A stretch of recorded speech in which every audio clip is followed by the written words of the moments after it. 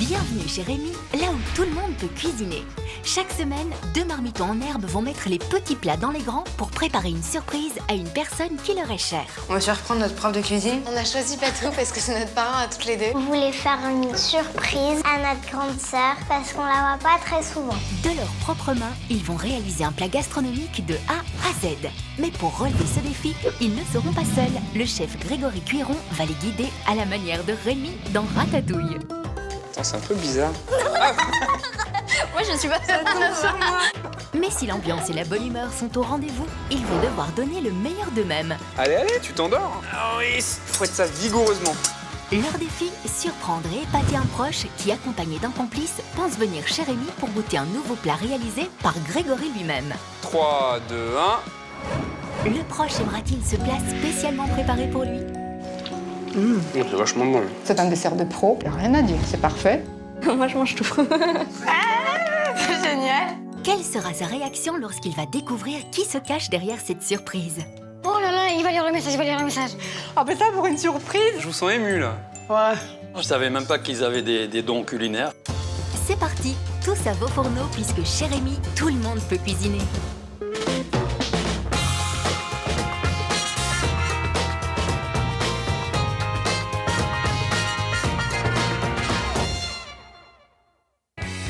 Bonjour, bienvenue à tous chez Rémi, là où tout le monde peut cuisiner. Nos 2 cuisiniers du jour sont Nina et Raphaël et on les accueille tout de suite.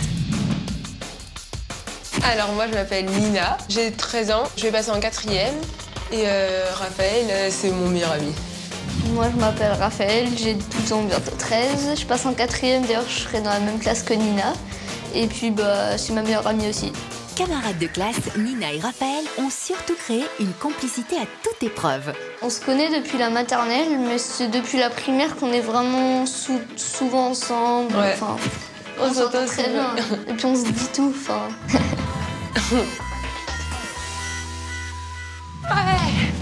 Salut. Salut. Bienvenue. Merci. Merci. Qu'est-ce qui vous amène ici? On a une amie qui va bientôt partir et on aimerait lui faire une surprise. Elle déménage? Ouais, elle déménage en Corse. Waouh, c'est loin, vous êtes pas Ouais. trop triste? Si. Si, quand même. Mais ça va, elle revient pendant les vacances, donc ça va le faire. Elle s'appelle comment votre copine? Noémie. On veut surprendre Noémie, c'est notre meilleure amie. On a eu plein de souvenirs avec elle pendant les anniversaires, même dans la cour et tout. Et on reste toujours ensemble, tout le temps. Leur amie Noémie ne se doute pas un instant que Raphaël et Nina lui préparent une surprise avant son départ. Noémie pense aller manger chez le chef Grégory et ne s'attend à rien d'autre. Et vous aimeriez lui faire quoi comme surprise à Noémie? Peut-être un plat corse, ce Ouais, serait sympa. on avait réfléchi à ça. Pour qu'elle puisse s'habituer. Ouais, voilà. Les plats corses, j'en connais quelques-uns. Vous en connaissez, vous? Non. À part du fromage, je sais plus comment il s'appelle. Sinon... Ah d'accord, ça reste assez limité alors. Du fromage, je sais plus comment il s'appelle, non ça va pas marcher. On va essayer de faire un peu mieux qu'une tartine de pain avec du fromage, je sais pas comment il s'appelle. Mais Raphaël et Nina doivent faire un choix judicieux qui plaira à Noémie. Grégory a sa petite idée pour les aider. En Corse, en effet, ils ont des fromages intéressants. Et ils ont un fromage qui pourrait être sympa, qui s'appelle du brooch. Le brooch, c'est un fromage au lait très apprécié par les Corses. Mais nos cuistots doivent encore apprendre à le prononcer avant de le cuisiner. Je sais pas trop comment ça se dit en fait. Avec l'accent corse, ça fait blouch. Je pense qu'avec ça, on peut faire quelque chose d'intéressant. Noémie, elle a quel âge? Elle a 13 ans. 13 ans.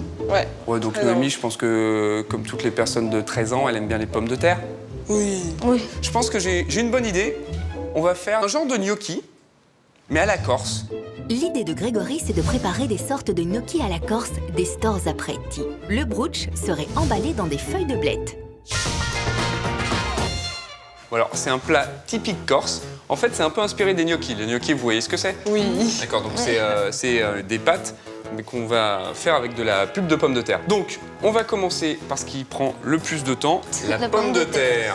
Pour préparer ces gnocchis revisités, il faudra une pomme de terre, une botte de blette, 25 centilitres de fond de veau, une cuillère à café de poivre mignonnette, de l'huile d'olive et une pincée de sel.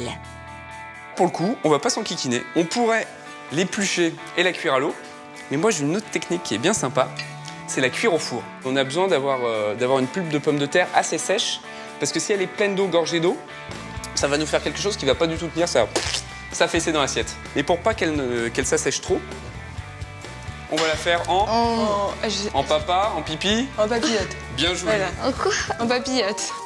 C'est-à-dire emballée dans une feuille d'aluminium, Raphaël. Cette cuisson la rendra très tendre.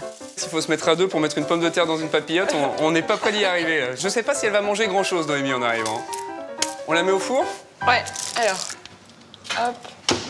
C'est parti pour une cuisson dans un four à 200 degrés pendant 20 bonnes minutes. Pendant ce temps, on va blanchir